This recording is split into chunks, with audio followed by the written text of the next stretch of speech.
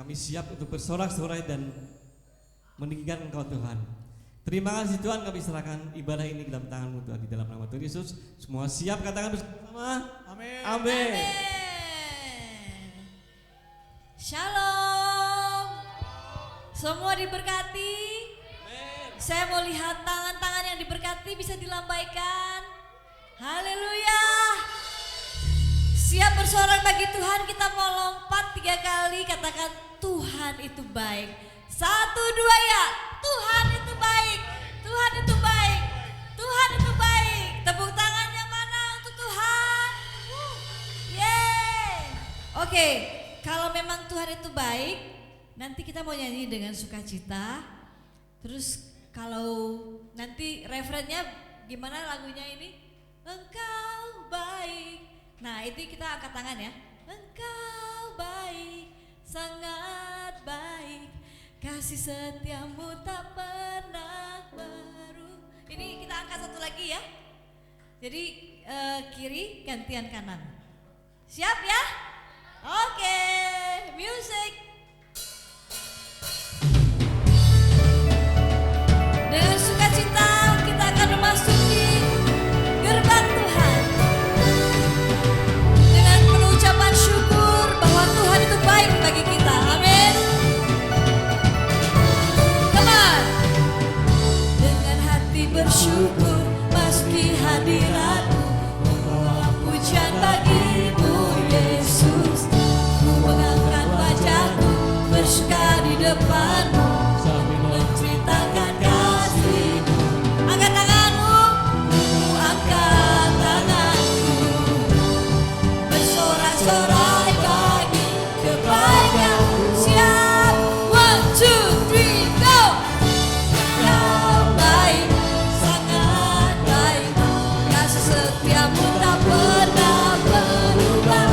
Engkau baik, sangat baik, kasih setiamu tak pernah berubah. Yeah. Tuhan itu baik, amin. Mesti hadir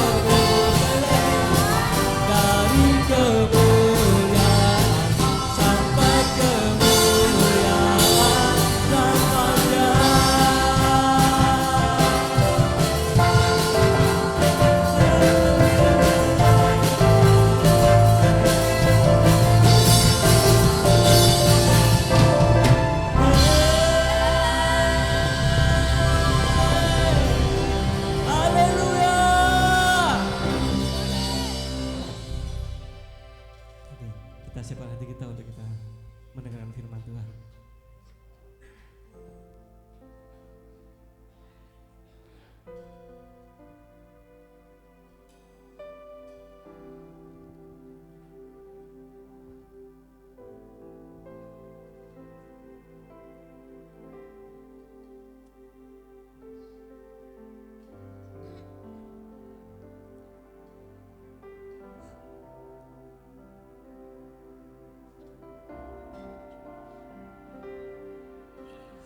Harapanku dalam Yesus tak akan pernah sia-sia,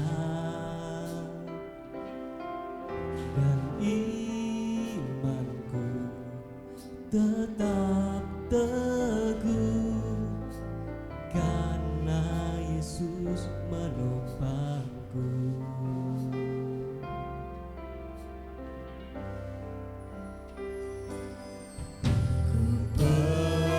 Percaya tiada yang mustahil bila ada Yesus. Ku percaya kasih-Mu yang sempurna di dalamku.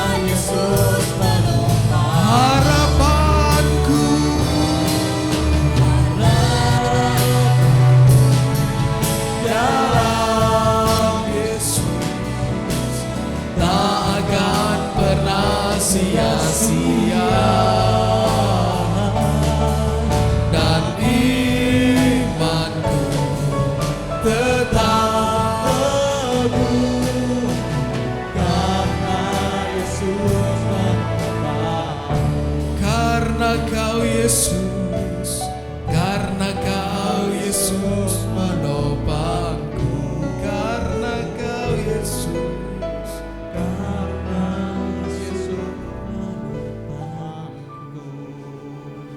Sebab kalau hari ini kami hidup, kami ada dan terus kuat di dalam-Mu, bukan karena kekuatan dan kegagahan kami Tuhan, tapi karena Roh-Mu yang ada di dalam kami, menopang kami dalam setiap jejak langkah kami. Tuhan, hamba-Mu berdoa, biar jangan pernah undur dalam hidup setiap anak-anak-Mu. Biar hidup setiap kami seperti dupa yang harum di hadapan Tuhan, yang menyenangkan Tuhan.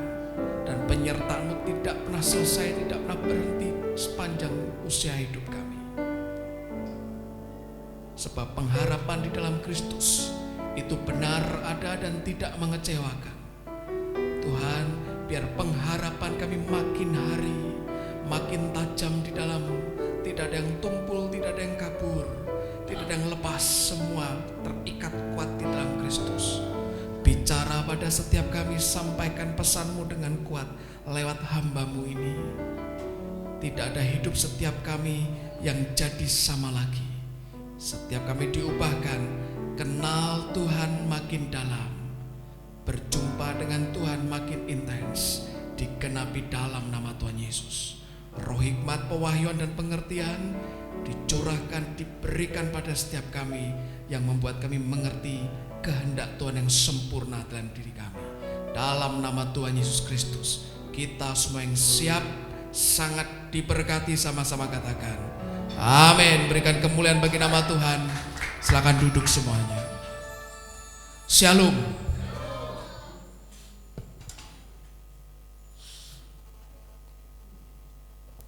Silakan duduk semua. Siapa yang teman-teman kita lagi butuh sesuatu yang penting sekali untuk dipotong? Biasanya kita ambil alat apa namanya? Gunting. Tapi tiba-tiba ketika kita ambil gunting, guntingnya tidak tajam, alias apa? Tumpul. Seorang teman kasih tips yang saya praktekkan sampai hari ini dan itu ngefek. Ambil guntingnya, taruh di atas kompor ya, dipanasin sebentar ya. Kemudian dia akan lebih tajam lagi. Ya. Dibakar sebentar jangan lama-lama nanti meleleh. Kemudian potongin di atas permukaan stainless yang tipis, biasanya kemasan obat itu, dia akan tajam lagi. Poinnya apa? Ketika mulai dipanasin, ada bagian-bagian molekul tertentu di permukaan yang tajam atau cutting edge ini, dia akan mulai lembek. Kemudian ketika mulai dipakai untuk motong, ketika mulai dipakai untuk motong, dia ketajamannya akan balik lagi. Nah, seringkali di hidup kita ini ada bagian tertentu, harapan kita dengan Tuhan mulai tumpul. Kalau sudah mulai tumpul, saya pernah merasakan kita lagi butuh cepat sekali nih, mau motong sesuatu, tapi tidak bisa potong, itu kadang cukup bikin kesel gitu ya. Gunting tidak ada fungsinya. Tapi ketika itu mulai tajam sekali, pekerjaan jadi lebih cepat, awen?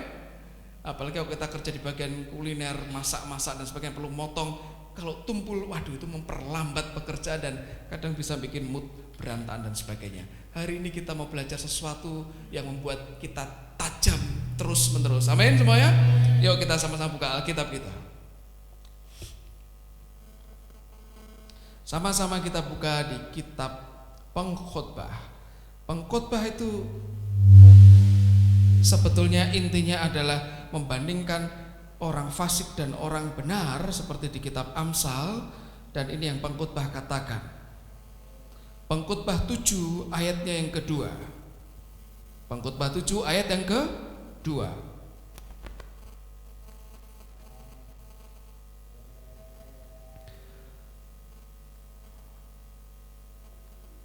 Penerjemah Alkitab Bahasa Indonesia memberi judul Hikmat yang Benar.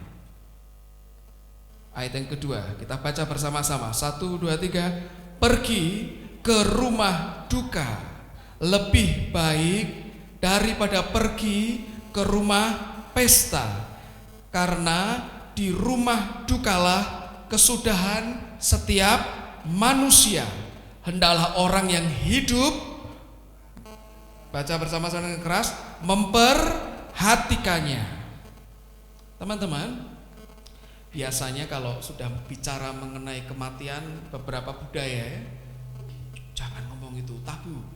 Tabu itu artinya pamali kalau orang Sunda bilang. Nah, puji Tuhan kalau di tempat kami, di rumah kami itu pembicaraan soal kematian itu sesuatu yang biasa. Kenapa biasa, Pak? Bukankah kita hidup ngapain ngomong soal mati? Toh kita ini lagi membuat garis di hidup ini, betul ya? Setiap garis adalah pertambahan detik. Makanya sebetulnya sampai hari ini saya kurang setuju dengan istilah ulang tahun, karena tidak ada yang namanya tahun diulang, betul ya?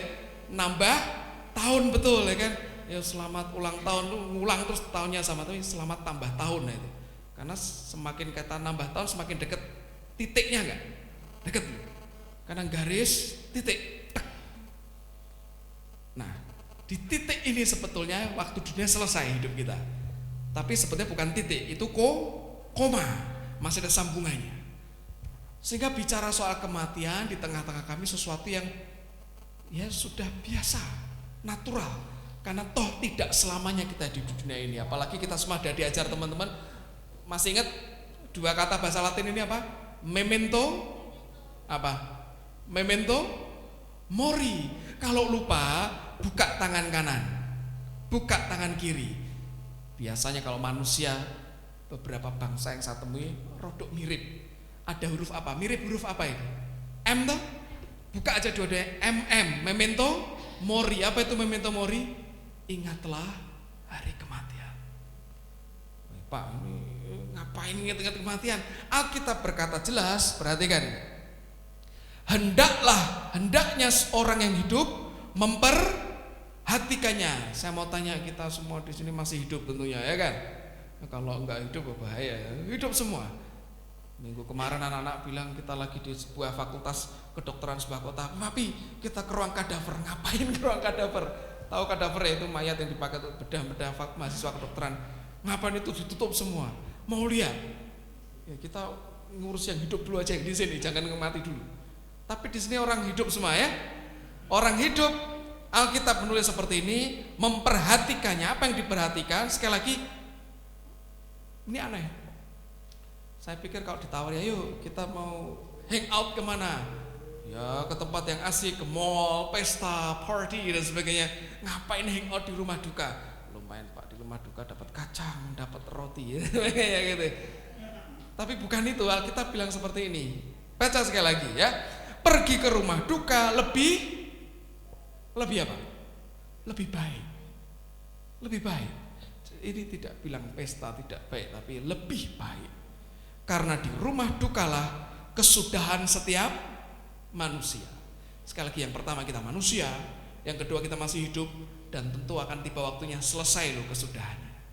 Tidak ada yang kalau dicerita dongeng aku pengen hidup selamanya. Bahkan Khairil Anwar yang nulis aku ingin hidup 1000 tahun lagi, yang hidup puisinya, yang nulis sudah nggak ada. Betul kan? Kemarin anak-anak sempat tanya, papi kenapa di Alkitab kok orang usianya menyusut? Betul kan? Zaman Adam sampai hari ini menyusut gak usianya? Ratusan tahun, memang belum nembus 1 milenium, 1000 tahun belum ada.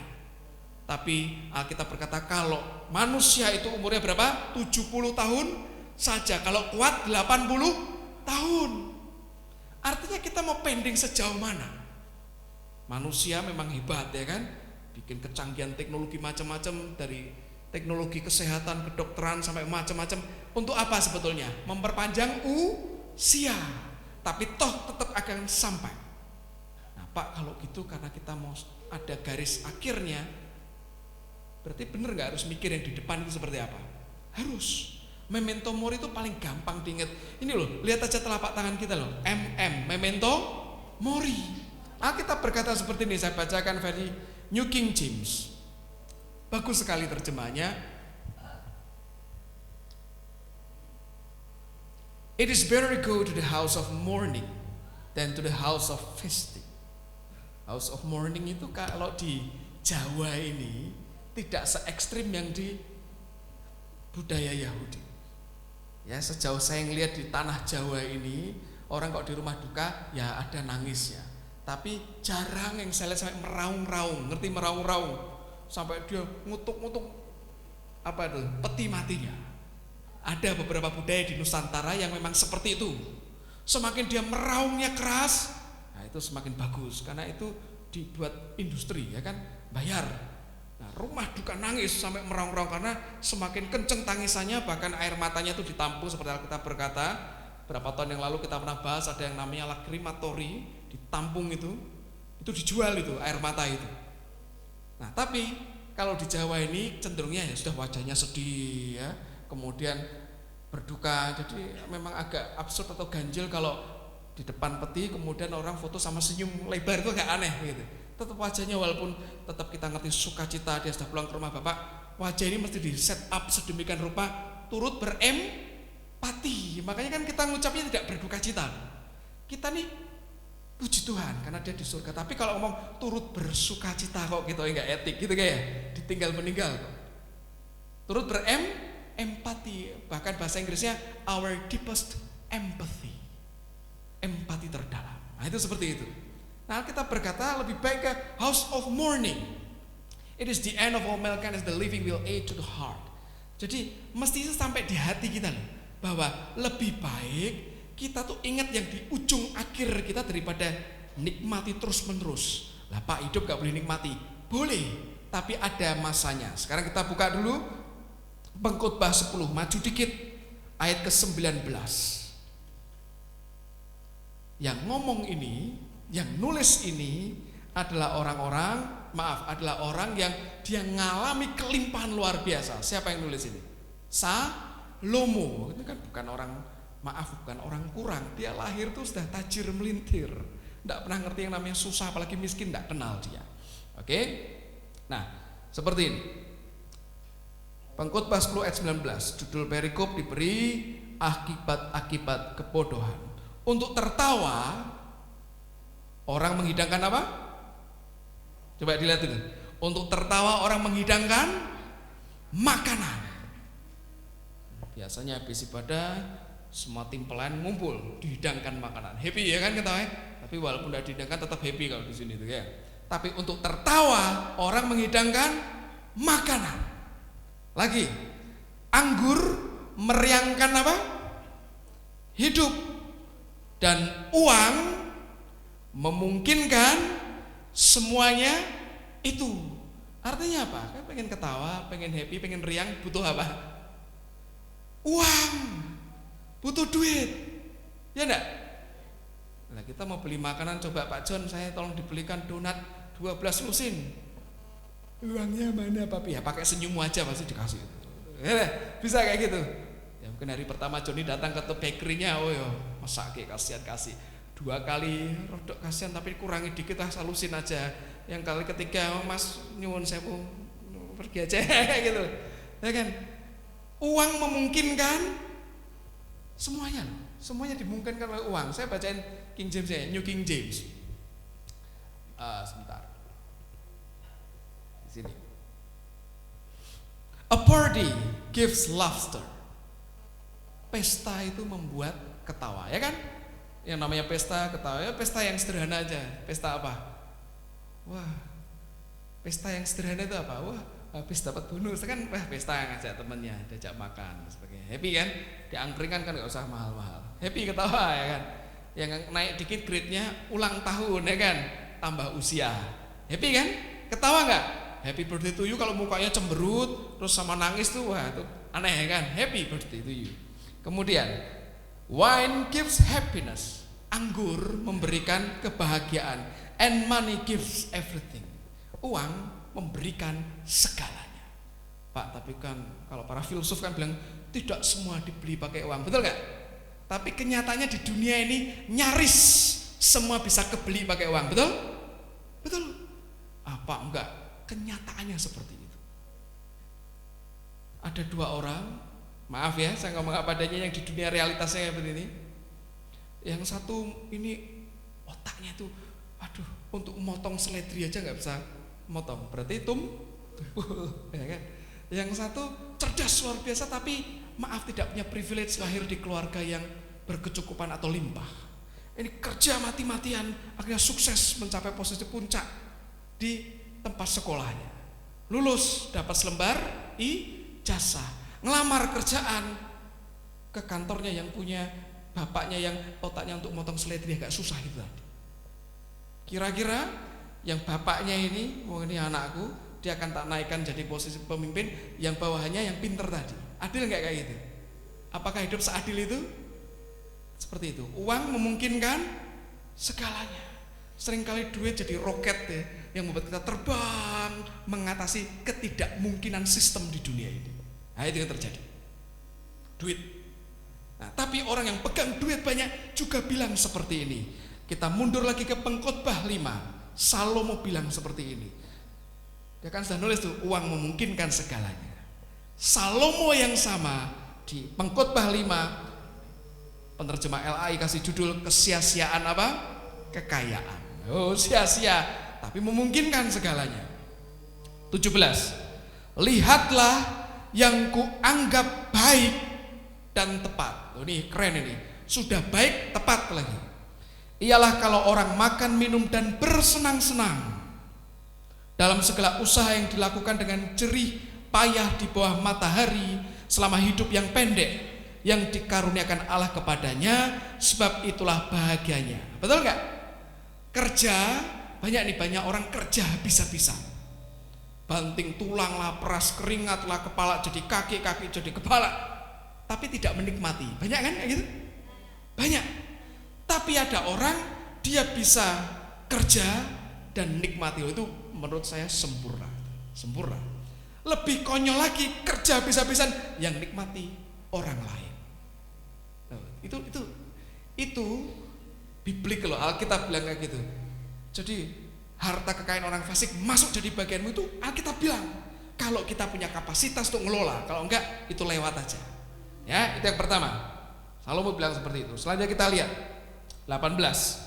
Setiap orang yang dikarunia Allah kekayaan dan harta benda dan kuasa, berarti kan ada kekayaan, harta benda dan kuasa untuk menikmatinya, untuk menerima bahagianya, dan untuk bersukacita dalam jeripayanya, itu pun juga karunia Allah. Jadi bisa nikmati itu kan karunia ya. Ada orang bisa beli banyak barang tapi tidak nikmati. Akhirnya dikasih-kasihnya. Kita yang dapat, nah ini karunia menikmati. Itu ada loh. Pengen ngalami enggak? Enggak, ya wes, berarti papi aja yang ngalami kan. Pengen ngalami karunia kayak gitu. Kalau enggak ya enggak apa-apa, berarti biar nanti yang teman-teman enggak masuknya ke sini semua, ya kan? Alkitab berkata, ask, seek and knock. Minta, cari, dapatkan. Ketok pintu, pintu dibukakan. Kalau kita pengen dikasih, betul? Kalau enggak pengen, ya enggak dikasih. Tuhan kita pribadi yang gentle. Wong enggak pengen kok dinyoh-nyohke malah dimuntahin. Nah, sekarang ada yang namanya karunia menikmati. Alkitab berkata berkat Tuhan menjadikan kaya, betul kan? Susah payah tidak menambahinya. Sejak kita lahir baru, teman-teman saya kasih tahu, kita terima Yesus, betul ya? Gaya hidup kita beda dengan dunia. Dunia ngajarin kayak gini, kerja keras, diperes otaknya, tenaganya, banting tulang, kaya. Betul nggak? Betul, tidak salah. Saya tidak bilang kalau gitu habis lahir baru malas-malasan Pak, berkat Tuhan Pak, itu ngawur. Ngawur itu ya. Karena Paulus berkata, aku terima anugerah. Anugerah itu bikin aku kerja makin keras lagi. Jadi kerja kerasnya betul. Terus abad-abad yang baru ini juga diajari kerja cerdas. Itu juga betul. Kemarin saya cerita ke anak-anak, satu negara punya kapal ini canggih. Kapal ini masuk ke perairan kita. Sementara nelayan kita masih pakai kapal sederhana, nyari ikan, dipancing kadang ya jalannya sobek. Ini kapal masuk sampai nembus bagian yang banyak ikannya. Ngertinya dari mana Pak banyak ikannya? Mereka ciptakan sistem sonar, radar yang canggih. Dikeruk, begitu naik ke kapal, langsung ada processing mesinnya, diproses. Jadi ikan kalengan. Di packing semua, turun, langsung sudah truk didistribusikan, jual, masuk sampai minimarket di kita. Sementara nelayan masih dikit nyampainya, lah masih ikannya dapat dikit, ditawar tengkulak, utang lagi hidupnya. Saya tanya, nelayannya males atau tidak? Enggak tuh, kerja keras loh ini loh. Cuman butuh yang namanya kecerdasan. Nah ini panjang tapi saya tidak terusin. Tapi Alkitab berkata, kamu sudah kerja keras, kerja cerdas, itu tidak itu susah payah. tidak nambahin apapun. Ada yang namanya karunia menikmati. Kamu jalan dengan Tuhan, taat setia, tiba-tiba blessing demi blessing dilimpahkan. Amin. Pengen yang kayak gitu? Pengen? Oh, ini kok masih mikirnya pengen yang kayak gitu atau tidak? Nah, kalau pengen, ingin nih, minta sama Tuhan, Tuhan limpahkan dengan ajaib loh. Kalau enggak ya enggak apa-apa gitu loh. Pak, kok enggak apa-apa? Lah kan sekali lagi, kalau enggak pengen tidak masalah. Tapi itu diperlukan. Kenapa diperlukan? Nanti kita lihat. Perhatikan 19. Tidak sering ia mengingat umurnya. Nah, ini yang bahaya setelah ini. Karena Allah, perhatikan, karena Allah ngapain?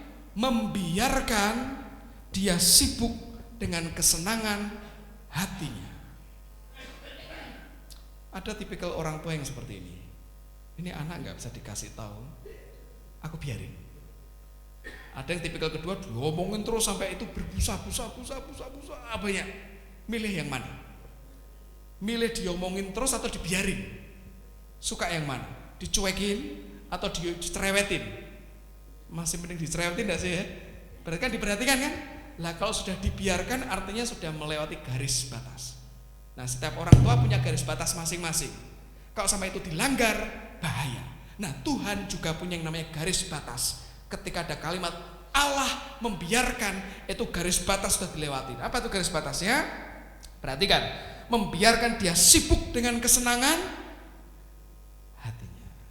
Loh, jadi teman-teman, rupanya kalau kita punya kesenangan hati dan itu kita nikmati terus menerus, oke, tiba-tiba kita bisa hilang fokus dengan Tuhan.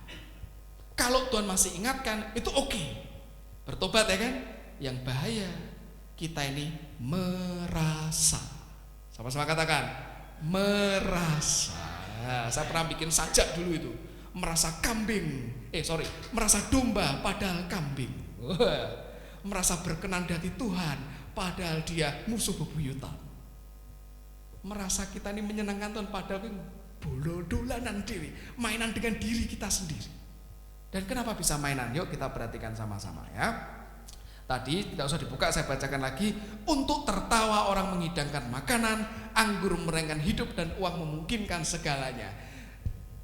New King James berkata, for he will not dwell unduly on the days of his life, because God keeps him busy with the joys of his heart. Tuhan membiarkan dia tuh sibuk ngurusin urusannya sendiri.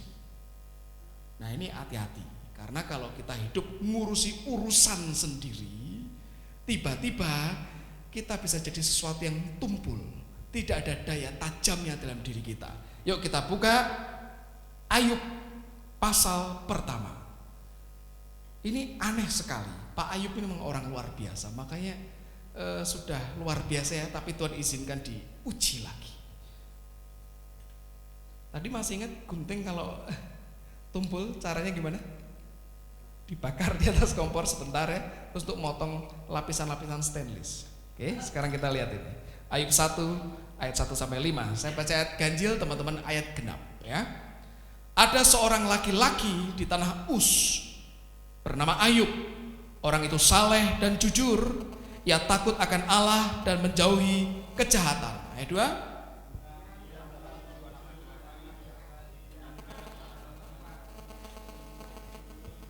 Oke. Berapa jumlahnya? Berapa anak laki-laki? 7. Perempuannya berapa? Total berapa? 10. Oke ya, ayat 3. Ia memiliki 7.000 ekor kambing domba, 3.000 ekor unta, 500 pasang lembu. Saya stop dulu, 500 pasang lembu berarti berapa jumlah lembunya? 1.000 ya kan? Satu pasang kan 2.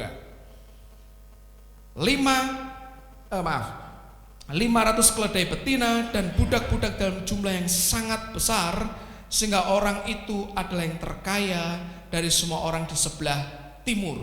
Ayat 4.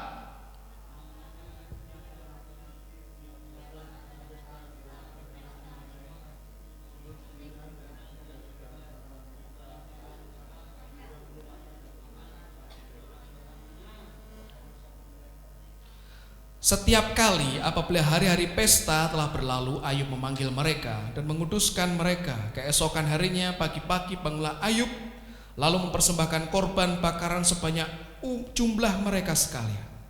Sebab pikirnya, mungkin anak-anakku sudah berbuat dosa dan telah mengutuki Allah di dalam hati. Demikianlah dilakukan Ayub senantiasa. Saya ulang sekali lagi. Anaknya yang laki-laki berapa?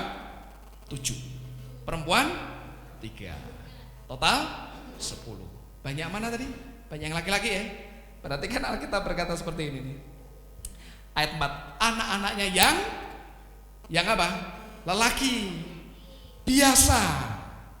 Biasa ini artinya sering mengadakan apa nih? Pesta di rumah mereka masing-masing. Oh, sultan kok masing-masing punya aset ya kan? Rumah masing-masing. Itu kalau mau dijadwal dalam seminggu mesti ada pesta, ya kan 7 kali kan. Terus yang saudara perempuan diundang. Party, let's have party. Ya, yuk pesta kita. Nah, kalau pesta itu ngapain? Oke, kita lihat dulu akar kata Ibraninya ya. Kata pesta dari bahasa Ibrani mishteh, yang artinya fest. Hari ini kita kenal namanya festival, tahu? Festival kan happy. Oh, enggak ada festival sama tangis-tangisan, itu namanya reuni ya kan. Fest. Fest itu juga artinya kita berpesta sama menikmati. Nah, ini tak kasih apa ini? Botol-botol apa ini kira-kira? Oh, bir kayak anak bayi. Apa? Langsung ngerti Kak Sepi ketawa nih, papi saya tuh koleksi itu semua. Ada. Saya enggak sebut merek ya, nanti ini di iklan nanti ya. Pokoknya kalau minum, nah itu mami sebut namanya tahu tuh. Bikin orang kayak gini loh. Mabuk, oleng kapalnya kapten. Nah, kayak gitu. Orang kalau sudah mabuk, saya enggak pernah. Kalau ada tolong ceritain ke saya. Mabuk kemudian cerita haleluya, puji Tuhan, Yesus Bapa di surga dimuliakan namamu, Bapa kami di kerajaan surga, haleluya. Ada mabuk kayak gitu. Mabuk rohani ya. Ini mabuk pakai botol yang di belakang itu loh. Ya, makanya para filsuf bilang kayak gini, ini bagus kata-katanya ya. Pemabuk, pria yang mabuk atau orang yang mabuk itu, kata-katanya itu adalah cermin dari pikirannya yang sadar. Jadi orang kalau mabuk jujur nggak dia? Jujur, ngomong semuanya bla bla bla bla bla bla. Mungkin loh ya, mungkin ini tujuan anaknya. Wah, bapak kita ini bodoh banget ya. Wah, kita dikasih minum bebas dan sebagainya. Wah, ya.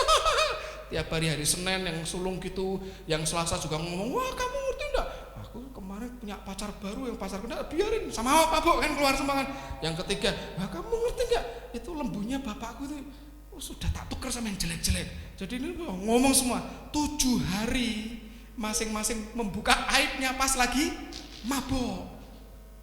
Nah, ingat loh ya, Ayub ini kan orang tua, umurnya lebih banyak, pengalamannya lebih banyak. Makanya dia ngerti, wah ini bocah-bocahku mabuk. Ini pas mabuk ngomong ngawur semua. Ini yang dilakukan sama Bapak Ayub. Ayat 5. Setiap kali apabila hari pesta telah berlalu, ini Bapak luar biasa, saya bilang luar biasa. Ayub memanggil mereka dan menguduskan mereka. Loh, dikuduskan. Caranya gimana nanti dong, ada sesinya sendiri. Oh, ini bukan pelajaran soal menguduskan ya kan? Pagi-pagi bangunlah Ayub mempersembahkan korban bakaran. Ini pakai korban bakaran. Yang ngorbanin siapa? Ayub. Mereka dikuduskan lagi kan? Itu kan istilahnya habis main dimandiin, besok main lagi. Kira-kira berubah enggak anaknya? Enggak tuh, gitu terus tuh. Akhirnya Tuhan sekali lagi loh, Tuhan kita tuh akuntan handal. Ini bocah gak bisa bertobat, sudahlah stop, titik hidupnya. Akhirnya mati gak anaknya? Mati semua loh. Mati. Kita stop sampai di situ. Poinnya adalah ketika pesta berlangsung, ketika sudah mulai macam-macam nih muncul nih yang di belakang ini, kemudian oleng, muncul yang kacau. Nah, ini bahayanya di situ. Ketika muncul yang kacau, Pak, tapi kan saya tidak minum yang kayak gitu Pak, itu haram hukumnya Pak. Betul. Bagus kalau masih minum, bertobat teman-teman. Tapi ada minuman yang membuat hidup kita teralihkan dari fokus. Minuman bisa berupa hobi kita, kerjaan kita, bisa berupa sesuatu yang membuat kita nih oleng dari hadirat Tuhan. Kita mau lihat sama-sama ya. Tolong di next Nathan. Kita perhatikan. Saya mau tunjukkan sesuatu teman-teman, di next lagi. Mundur dulu. Oke. Kan kita semua sudah tahu ya, cerita fabel umurnya sudah ribuan tahun dari Aesop, dari Yunani itu. Ada yang namanya kura-kura sama kelinci. Ya kan? Ceritanya gimana? Coba salah satu saya diceritain dong. Kura-kura dan kelinci. Kelinci sombong, ngajak lomba. Kok tahu ngajak lomba? Apa yakin tidak ada pengumuman? Ayo lomba, menang hadiahnya ini ya. Gitu. Ngajak lomba, betul. Terus lomba kan? Menang siapa? Lu kok bisa menang kura-kura? Kelincinya lengah, tidur ya. Nah, tidur di mana? Soalnya saya enggak dapat pesan Airbnb gitu. Yang penting dia kalah ya kan? Terus pesan moralnya apa? Ini kan kalau cerita fabel ada pesan moralnya. Apa pesan moralnya? Jangan sombong. Jangan meremehkan orang. Betul ya? Betul. Hebat ini Mami ya kan? Sekarang cerita itu ditangkap oleh perusahaan di Jerman. Mereka bikin iklan pakai fabel ini. Kita mau lihat sama-sama ya? Oke. Yang enggak bisa lihat saya ceritain dulu. Bahasa Inggrisnya kura-kura itu apa? Turtle, oke. Dipanggil. Kelinci bahasa Inggrisnya? Rabbit. Dalam iklan itu si kura-kura ini pinter ya. Mungkin dia belajar biologi ya kan ya, atau ambil fakultas biologi saya ngerti. Dia manggil bukan rabbit, dia panggilnya hare. H-A-R-E. Hari. Itu jenis kelinci memang pelari cepat. Dia ngerti hare. Nah, karena dia merasa memang aku ini hebat, dia panggil, "Hey turtle." Dia ngomong, "Maaf, aku ini bukan turtle, aku ini tortoise." Tahu tortoise? Tortoise itu kura-kura darat. Kalau yang turtle itu kura-kura yang di air, akuatik gitu loh. Nah, wes toh, soal ini selesai. Akhirnya mulai ya. Nah, karena ini canggih ya kan. Jerman kok, kelinci Jerman. Dia ambil smartphone-nya dulu. Dia bikin apa namanya? Kalau selfie bersama itu apa? Wifi ya. Ceklek. Sebelum aku nanti menang, foto sih sekarang ya. Sementara si tortoise-nya gede-gede, geleng-geleng gitu ya. Begitu mulai bel dinyalakan, belnya karena itu di tengah hutan, belnya ada ekor burung gagak tarik, krek gitu, langsung lari, wus, gitu. Nah, terus gimana Pak? Ya nonton sendiri. Nanti kalau ini kan spoiler, nanti saya ceritain setelah itu ya. Yuk nonton, diklik.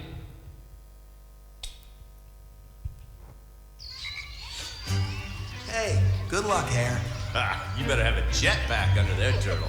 It's tortoise, actually.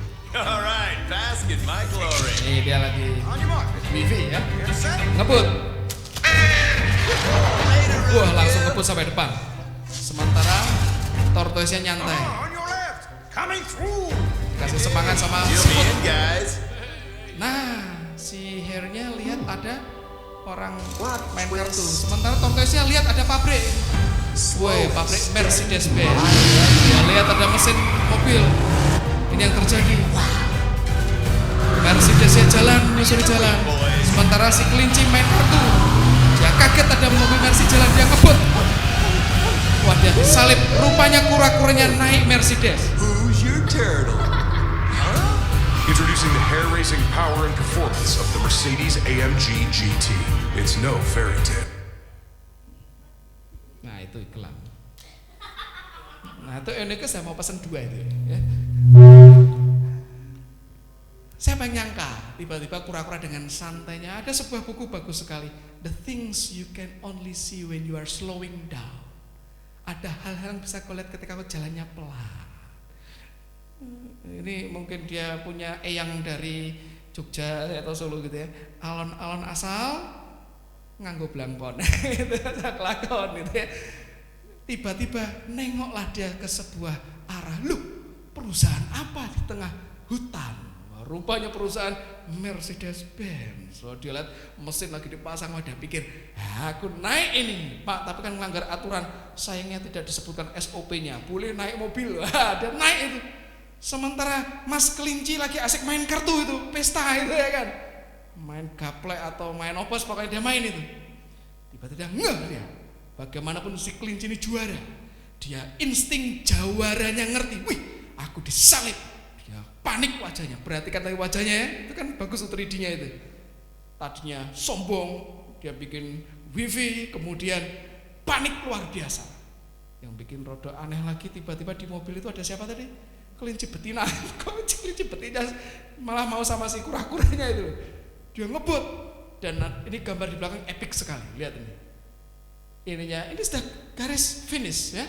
Mobilnya di atas ngebut, si kelincinya tersandung tuh menyakitkan sekali, kalah persis depan garis finish.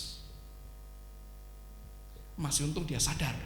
Wih, aku dikebut. Tapi rupanya itu mungkin waktunya kalau dihitungkan pertandingan F1 itu tidak main detik lagi, tapi mili detik. Dalam sepersekian mili detik, des, dia kalah. Dia asik ngapain? Main kartu gitu. Mungkin nih kalau orang Semarang kan, Mas, udah mangkat kono lo, cepatan jalan. Santai, kura-kura melakukan ini. Gitu. Kura-kura jalannya begini. Aku sama tidur aja 5 jam lagi belum tentu nyampe dia. Siapa yang nyangka tiba-tiba ada Mercedes-Benz ya, model coupe kayak gitu. Wuss. Tadi saya nanya, teman-teman, mau karunia menikmati atau enggak Pak? Aku mau berjalan seperti kekuatan manusiaku Pak, kerja keras. Menikmati itu jalan pelan, tiba-tiba dikasih kesempatan, tak kasih fasilitas naik ini, ngebut selesai sampai akhir. Baru kita bisa ngomong menang. Pakai apa? Mercedes, pakai tenagamu? Tidak. Itu yang disebut dengan tidak dengan kuat dan gagah. Itu kayak gitu loh. Tapi banyak di antara kita kan kita memang dianugerahkan kekuatan dan puji Tuhan. Ada orang-orang bisa cepat gesit sekali. Tapi tiba-tiba itu ada pesta di hatinya. Main kartu. Yang lain main kartu bebas, mereka lagi tidak di pertandingan. Hidup kita adalah pertandingan iman. Amin. Alkitab berkata berlari sedemikian rupa. Yuk sama-sama kita buka. Lukas 21 ayat 34. Nasihat supaya berjaga-jaga.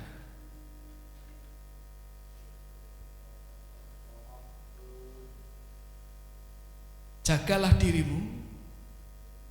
Sekali lagi, jagalah dirimu supaya hatimu. Saya ulangi sekali lagi, supaya hatimu jangan syarat oleh pesta pora dan kemabukan serta kepentingan-kepentingan duniawi, dan supaya hari Tuhan jangan dengan tiba-tiba jatuh ke atas dirimu seperti suatu jerat. Beberapa hari yang lalu saya dengar khotbah seorang hamba Tuhan, ini khotbah klasik tahun 92 loh, saya masih SD waktu itu. Hamba Tuhan ini cerita, 1 tahun sebelumnya 1991 sebuah gereja Korea di Amerika bikin rilis press release berani sekali. Oktober 91 Tuhan Yesus datang, siap-siap semuanya. Oh, enak kan kalau sudah dikasih tanggalnya, maaf, kasih bulannya, semua sudah prepare. Rupanya sampai 8 Juli 2023 Tuhan Yesus sudah datang atau belum? OTW. Ya, OTW sama dengan ojo takon wae. Gitu. Tahu enggak ojo takon wae Kak Sepi artinya? Jangan tanya saja. Jangan tanya terus artinya gitu. Ternyata tidak jadi datang. Wah, orang sudah ribut waktu itu. Kemudian macam-macam versi sampai hari ini sebenarnya kalau kita mau buka banyak hal. Orang tuh maaf ya, saya harus bilang meleset. Saya tidak bilang salah, meleset. Karena Alkitab juga berkata kita sebagai anak terang bukannya tidak ngerti sama sekali loh. Kita ngerti Tuhan pasti akan datang. Memang tepatnya belum dibuka itu. Bukan berarti kita tidak ngerti apa-apa. Yang tidak ngerti apa-apa itu orang yang ini Alkitab katakan apa? Hatinya syarat dengan pesta pora. Tiba-tiba hari itu datang dengan tiba-tiba. Nah, siapa yang di sini pengen ketika Tuhan datang kita sambut? Oh Tuhan, thank you akhirnya Engkau datang, kami siap semuanya. Amin. Amin. Saya dengar seorang hamba Tuhan yang luar biasa. Dia ketemu Tuhan. Nah, ini makanya saya tadi nanya teman-teman, kalau tidak mau nggak apa-apa. Tapi kalau saya butuh itu. Tuhan Yesus datang pakai sampan. Mungkin di Cina ya kan pakai sampan, pakai caping gede. Di sampahnya penuh berlian. Wah, penuh loh, bukan cuma satu butir, ini penuh. Dia tanya ke hamba Tuhan ini dalam sebuah mimpi ya. Hambaku, apa yang kau ingini? Hamba Tuhan ini bilang, Tuhan aku tidak pengen apa-apa. Aku pengen engkau saja. Rohani ya kan? Tapi itu keluar dari hatinya. Nah papi kok ketemu gitu, jawabnya apa? Tuhan yang kau pandang baik. Aku ya butuh berliannya tapi ya gitu ya kan. Kita kan bilang, oh udah butuh, udah dikasih beneran. Butuh kita. Tapi aku pengen engkau lebih dari segalanya. Dan benar tiba-tiba Yesusnya hilang. Dia selesai bangun. Dan saya ceritakan seumur hidupnya hamba Tuhan ini pas. Saya tidak bilang kurang, pas. Pasnya setiap orang kan relatif, betul ya kan?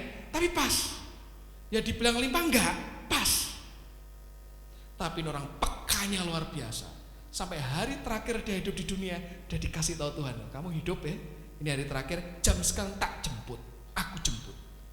Dia tidak mau ngerepotin keluarga, dia mandi, pakai jas terbaik, pakai parfum, dia nunggu di depan teras. Anaknya dikumpulin, istrinya kumpulin. Loh kenapa Pap? Aku mau balik. Rumahnya tidak terlalu jauh dari kota ini. Kalau mau datangin, saya cerita apa ada. Dan dia masuk. Sudah Pak, sudah, Yesus sudah nunggu sana. Dan tidur, tangannya dikatukan, senyum, pulang. Enak tuh hidup kayak gitu? Enak, saya bilang. Men, kematian orang dikasih itu luar biasa. Tapi juga, Pak aku pengen dah mati, nopo utangku akeh Pak. Itu tuh frustrasi itu. Ya, tidak, nikmati hidup di dunia, nikmati hidup di kekekalan di surga, itu yang Tuhan janjikan. Tapi Alkitab nulis, tiba-tiba Tuhan datang secara mendadak untuk orang yang hatinya penuh dengan pesta pora. Ini saya bacakan versi King James. Take heed to yourself, perhatikan dirimu. Lest at any time of your hearts be overcharged with surveying. Hati-hati hatimu jangan overcharge, terlalu dipenuhi dengan segala sesuatu yang bersifat duniawi, kemabukan dan perhatian penuh pada hidup ini, sehingga tiba-tiba hari Tuhan datang itu datang tanpa kau sadari. Overcharge itu seperti kalau ngecas HP, kelamaan, lumer baterainya, rusak nggak? Rusak, itu overcharge. Nah, The Message menulis bagus sekali seperti ini. Saya bacakan teman-teman. Tetaplah berjaga-jaga. Jangan biarkan ujung tajam dari pengharapanmu itu menjadi tumpul oleh karena pesta, oleh karena kemabukan, dan oleh karena shopping. Itu apa terjemahannya? Belanja-belanja, ya kan? Bahasa aslinya kayak gini loh. Parties, drinking, and shopping. Wah. Pak, tapi kan kita butuh beli dan belanja beda. Kalau saya kerja di beberapa perusahaan itu, mereka punya yang namanya divisi purchasing, pembelian. Butuh nggak? Butuh, dia barang-barang dibeli untuk ngolah bahan. Tapi kalau namanya belanja, biasa identik dengan aku tidak terlalu butuh, tapi aku pengen healing. Healingnya kemana? Ke mall, kayak gitu ya. Aku tuh kalau healing Pak, kalau healing ke tempat-tempat tidak ada AC-nya itu rasanya bukan healing, tambah loro aku Pak, pada sakit kayak gitu. Ya Pak, shopping, parties and drinking, ini 3 komposisi yang membuat orang tiba-tiba hatinya penuh pesta pora. Ingat ketika di pesta pora, Ayub mesti menguduskan tiap hari. Dan akhirnya kudus gak anaknya? Ya kudus secara tahu sementara, besok balik juga tidak tahu ke rumah siapa, meninggal kan soalnya. Dari Ayubnya gak ada masalah. Kalau hati kita penuh dengan pesta, Pak nanti aku dikuduskan lagi, it's okay. Sampai waktunya Tuhan selesai, tiba-tiba kita tanpa sadar titik hidup kita selesai di situ. Saya berdoa teman-teman, hidup kita seperti yang Alkitab berkata, sadar dan berjaga-jaga. Amin. Terakhir saya akan bacain ayat 35. Sebab ia akan menimpa semua penduduk bumi ini. Kita penduduk bumi ya. Tidak ada Pak, saya ini sebetulnya tinggalnya di Neptunus Pak, saya mampir sebentar di sini. Jadi pesawat luar angkasa saya titipin pasar Johar sebentar, kan ada kan? Kita semua penduduk bumi ya. Karena kita penduduk bumi, ayat 36 buat kita. Berjaga-jagalah senantiasa sambil berdoa, supaya kamu beroleh kekuatan untuk luput dari semua yang akan terjadi itu, dan supaya kamu tahan berdiri di hadapan Anak Manusia. Supaya tetap gitu pengharapan kita ini mesti tajam. Tadi Alkitab katakan ujung tajam dari pengharapan. Ini pengharapan itu kayak pisau, kayak gunting, motong. Motong apa? Semua kesulitan. Kalau kita nggak ada harapan, orang nggak ada passion, kerja tanpa passion apa enak, Anda? Dan saya bisa pastikan kerjanya berantakan semua, betul Anda? Karena kita punya teman-teman di sini, mereka passionnya di bidang masing-masing. Tandanya orang passion itu apa? Itu nggak usah nyari prestasi, nggak usah nyari bonus, itu datang dengan sendirinya, itu pasti. Karena passion kita tuh kayak magnet, menarik yang sama dengan kita. Nah kalau nggak ada passionnya, itu nggak ada harapannya lah, paling ya sudah hari Senin lagi. Laduh, lihat jam kok masih lama pulangnya kayak gitu. Kok nggak break, kok nggak libur-libur ya kayak gitu. Begitu, makanya pernah ada, wah, I love my apa? My apa? I hate my Monday. I love my Friday, karena Friday hari terakhir kalau 5 hari kerja kan. Maaf kata teman-teman, memang model kayak gitu. Ini pengharapannya tumpul. Tidak ada yang bisa diharapkan dari model seperti itu. Nah kalau kita ikut Tuhan, lah kok minggu lagi ya? Waduh, harus baca Alkitab lagi nih. Maaf kata, tumpul pengharapannya. Saya berdoa, runcing lagi. Ya, ini teorinya kalau orang-orang dari fisika gampang banget kok.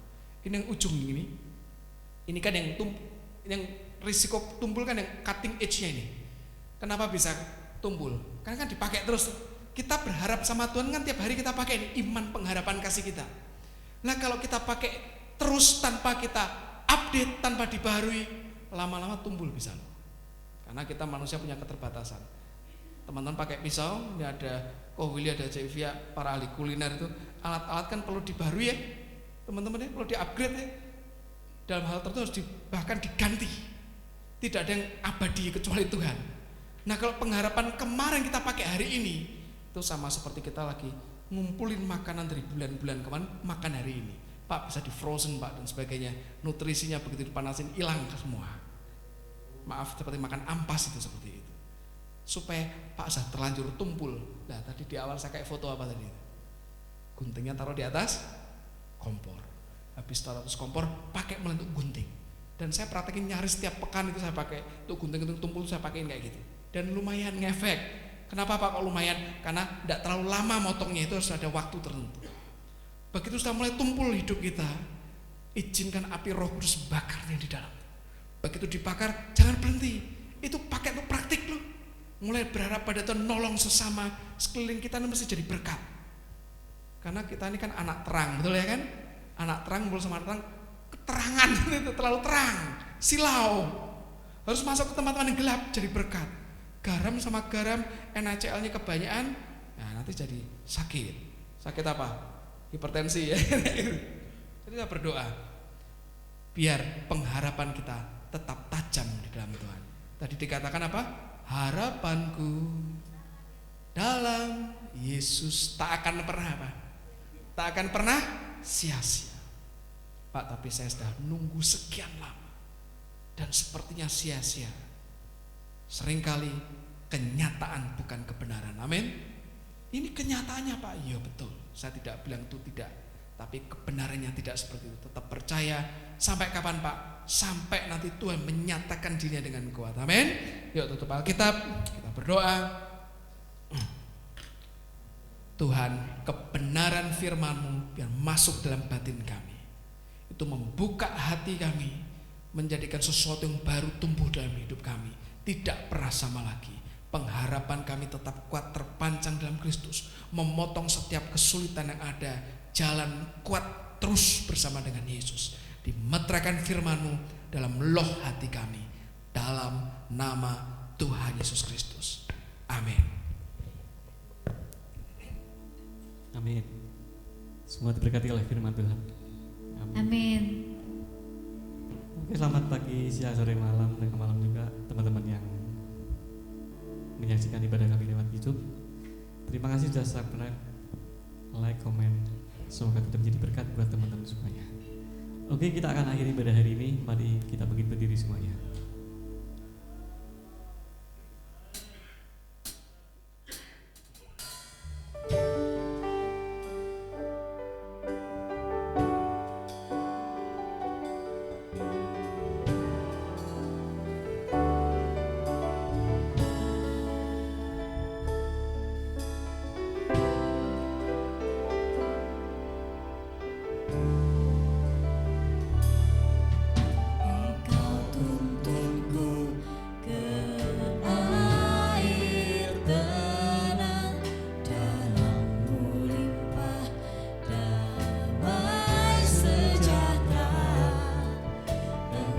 segarkan letihnya jiwa, kasih-Mu tercurah senantiasa,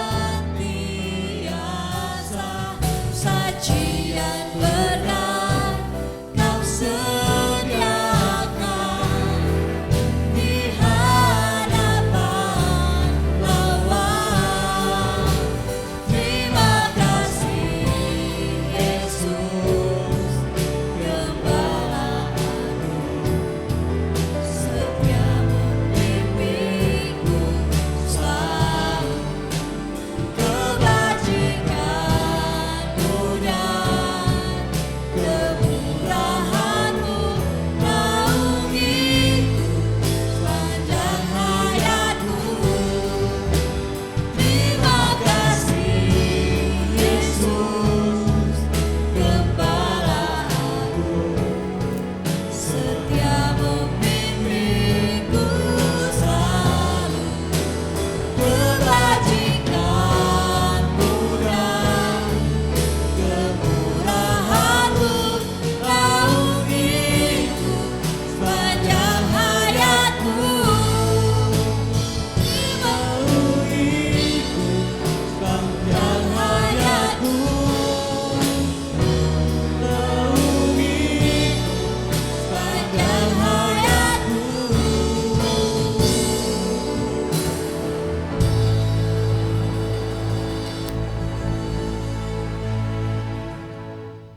Amin. Mari kita terima berkat yang dari Tuhan.